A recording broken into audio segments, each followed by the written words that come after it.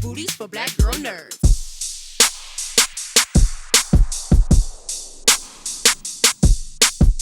Hey Jamie, how you doing? How you doing? Good. How are you? Yeah, good. Good. Thanks so much for taking the time to speak with me. I really appreciate it. Thanks for having us on. Yeah, Thanks for having us on. yeah. Very cool. Absolutely. Aaron, I'm going to start with you. The 28 franchise is known for its raw energy and moral ambiguity. So, Mm. how does your character challenge or reinforce those themes? Yeah, I think, my character comes from the trauma of that event that happened 28 years ago, and he's found solace on this in this community on Holy Island, and created a family. He's had a son, and he's found purpose, and he wants to put a lot of pressure. He puts a lot of pressure on his son to see if he can be a warrior and a killer too, and in order to survive, and by doing those kills, he wants to teach his son how to dehumanize the infected, and I think to the detriment of raising his son in a right way. He's flawed in a sense. So, but he's projecting a lot of fear onto his son. So it's his son who has the moral sort of guidance and standard of looking for the truth and the light in this sort of dark time. So I really love the parental themes that we explore in this film with the father-son dynamic in Act One, and then the mother-son dynamic that we explore in Act Two. And Alfie, over to you. Congrats, first of all, on joining this franchise. How did you prepare emotionally as well as physically for this world that's overrun with infection and fear? Uh, I didn't do much like training or anything. And I think, Spike and Jamie, we did do a lot of stunt training. Definitely with the bows and arrows. I had a couple of months archery training where I would go down to this range, and I would just shoot some arrows, and I definitely picked it up, and yeah, I'm getting pretty good at it. Very, very impressive, your performance in this film.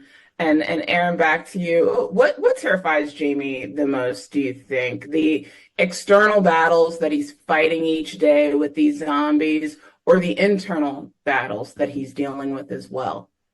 yeah, I think you really feel like the internal battle is always more of a challenge than the external one. I think he's put on this role of being a protector or a warrior for this community, and but really he's still very traumatized and broken from this past, and he's in denial of his wife's condition, and he can't give his son any real true answers, and so he's failed him as a father, and he's failed his wife as a husband, and that's something that you might want to see him redeem those qualities, and find some kind of forgiveness along the way. But yeah, it's a complex character.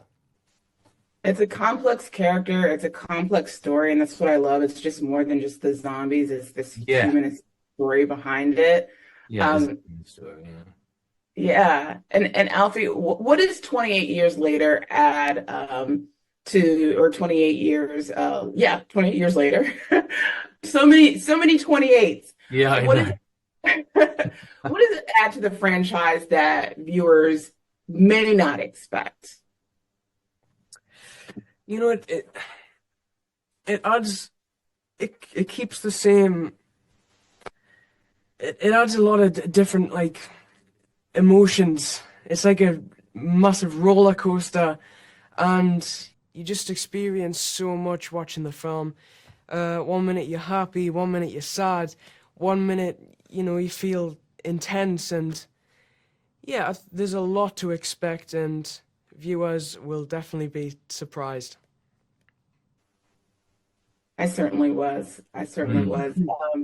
My last question for you, Aaron, is you've played complex characters before, but how does this role compare in terms of the emotional depth and stakes that we get to experience? Yeah, I think the stakes are incredibly high, and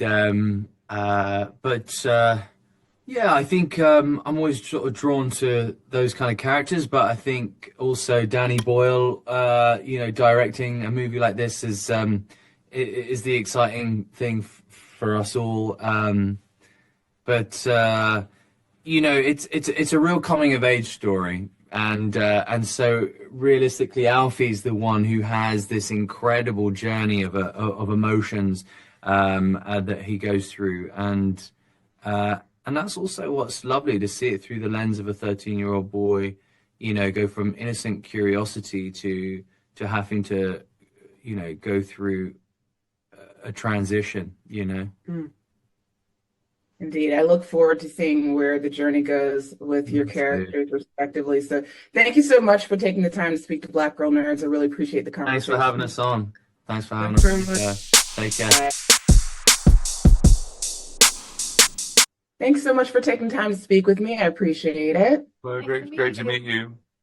Great to see you. Rafe, I'm going to start with you. You have a distinctive presence that you invoke to a lot of your characters that command or disarm in your performances. Was that something that you intentionally used to help shape your character? Oh my God. Um, I just asked myself, who is this person? And what's their background? And what's my intention in the scene? And I like to have a sense of who they are that I imagine myself. So I ask myself all kinds of questions, often with the director. So you build up a kind of profile vibe thing, which is every actor's different about how they will be in a character, but and then you just start, and I don't think consciously I'm going to use this effect or that. I mean, I think you're responding to the provocation of the character and what's on the page. So whatever you may describe me as having these qualities, which is great, but I won't go in and go, I have this quality and therefore I will do this. I think, what is the person? And also, crucially, you're defined by who you'll respond to. So, I loved working with Jodie, incredible presence and wonderfully truthful. So it's lovely being on a set with another actor who's suddenly so inside their part, as Jodie is, and also Alfie. That helps you be your character. And it's all about energies and connection, I think. Absolutely. And, speaking of connection, I was talking with Aaron and Alfie earlier. I really love the familial connection in this story. In Act 1, we had this father-son dynamic, and then we moved to Act 2 with the mother and son dynamic. And for you, Jodie, would you describe your character as a fighter, a protector, a strategist, or something different entirely? God, I think she has all those aspects within her. I think it's quite surprising what Isla is able to kind of push through, and we see her own kind of rage and ferocity in certain moments that maybe when you meet her at the start of the film, you don't think she has the capacity to withhold. And there is something about that kind of fierce, motherly, nurturing instinct, but it's also nuanced in a way, because Alfie is often actually having to play the role of parent, and she's almost the child. So it was beautiful to be able to have a little bit of rehearsal time before we started to really kind of try and uncover that with Alfie and Aaron, and I guess figure out their history and the dynamics. This is such an incredible story. Rafe, back to you. Are there specific rituals or habits that you return to when you're preparing for like darker or psychologically intense roles?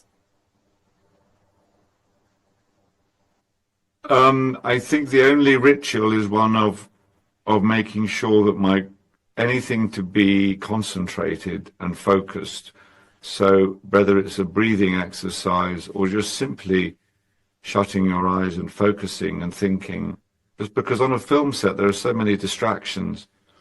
There's people, there's necessarily cameramen, people with lights, makeup, hair. And so you've got all these possibly interruptive, necessary elements. But you've got to play a scene, so how do you got to be in a zone ready to engage with the other? So anything that's about keeping some kind of inner stillness, from which then to go into a scene. Of course, sometimes you've got to go into a scene in a state. So I can find, I mean, every actor is different in this respect. Every actor will have their own little way. But you know you've got to harbour whatever you instinctively think are the elements inside yourself necessary. So you've got to sort of get yourself ready in whatever way any actor will find. You know, it's intuitive often. But I do think you've got to kind of keep yourself protected from noises, interruptions and stuff around you, all the paraphernalia. Yeah, absolutely. Well, these were very powerful, gut-wrenching performances from each of you respectively. Thank you so much for taking the time to speak to Black Girl Nerds. I really appreciate the conversation. It's great talking to you. Danny, I'm going to start with you. Sequels are never easy, right? We're raising the stakes. We're setting a new bar. What were your biggest creative or even philosophical questions that you asked yourself before committing to telling this next chapter? Well, you kind of like, always for me, it's the script, always. I make every kind of decision based on the script, and it was a wonderful original story. It was indebted to the first film. Obviously, the rage is the same infection, the trigger point that happened 28 years ago. And eventually, in the trilogy of films, at least one of the characters, Killian's character, that's in the first film will appear. But that was not the case in the first film. The landscape is completely original. It's set in the countryside. Its family of characters is completely original. And I'd relish that. I love that, because you didn't want to disappoint people by making something that was too similar to the first film and that would never quite get there, you know, never quite get to the heights that one managed to achieve. And you have a jumping off point that makes you feel like you're making an original film. That's a wonderful starting point for a sequel. It really is, that you feel like this is an original story that stands up in its own right. And you respond to the script like you'd respond to any script. This is a wonderful opportunity to make a really interesting movie. And I've been telling everybody in these interviews, I love the familial aspect of this film with the father-son and the mother-son dynamic throughout the story, even with the different acts that we experience in these narratives. And Alex, for you, 28 Days Later was lauded for its intimacy within chaos. How did you preserve that emotional core while expanding on the world of 28 years later? I think that the world and the world building was almost like just a natural, logical progression from the title. So if you're dealing with 28 years later, you have to think, well, how are the infected still alive? What sort of communities exist? And how have the infected changed? And how are these communities relating to each other? And so it all just flows from the starting concept. I think the story, though, that I wanted to write, or we wanted to tell, was about family. And so I would, like, if someone asked me sort of at the pub, you know, in a bar, what's this film about, I would probably start by talking about the mum, the dad, the son, and also then this other person that they meet. It's like the dad is the first third, the mum is the second third. I mean, they all sort of exist throughout, but dad, mum, and then this other person, this external person that has a complete perspective shift on a lot of what has been assumed up until this point. So the family is just at the heart of this film. Absolutely. And Danny, you helped redefine horror by leaning into realism with raw visuals and emotion with this franchise. How did you evolve the visual language in this third installment? Well, one of the things we inherited was a kind of digital format, because we'd been the first widely released digital film, actually, I think it is, the first one. Even though the cameras were very low resolution quality, which gave it its kind of part of it, it worked as an appeal at the time. The technology has moved on so much now that the equivalent camera, your smartphone, the thing that's with you the whole time and is available cheaply or fairly cheaply to everyone, now shoots at a resolution that's perfect for cinema. So that felt like a natural progression to make. It also allowed us to have a very light footprint when we went to areas of the countryside that we didn't want to disturb. We wanted to look like they'd not been touched for 28 years. We also meant we could use other light cameras, like GoPros, cameras on drones, to create a kind of whole menu that we could draw from. And the most extreme example of which is multiple, and you may have seen some pictures that they distributed of these rigs with like 20 iPhones on, which gave us a way of capturing some of the violence, some of the brutality of the horror story as vividly and originally as possible. So that's what we tried to do with our resources, and it's wonderful to be able to use an unexpected technology with the crew, because a crew, they shoot one film, they go to another film, they go to another film. It's not like us, where we spend like years working on a movie or a script, or and they normally shoot in a particular way, and you want to disrupt that, and they're suddenly like, oh, wait, how are we going to do this? It's wonderful to see their faces, like, oh, what? So I enjoy that process very much. It gives you, it makes every day fresh, yeah. I love the way you guys did the technology with the phones. I saw the visual of all of the phones rigged on the camera setup, and the film just looked amazing. And I also love the music. The music just was a character within itself. They are. I've just received they just sent the final recording of the original soundtrack for the release of that. Really beautiful. Young Father's a wonderful band, yeah. Beautiful synergy within the film. Thank you so much for taking the time to speak to Black Girl Nerds. I really appreciate the conversation. Great. Thank you.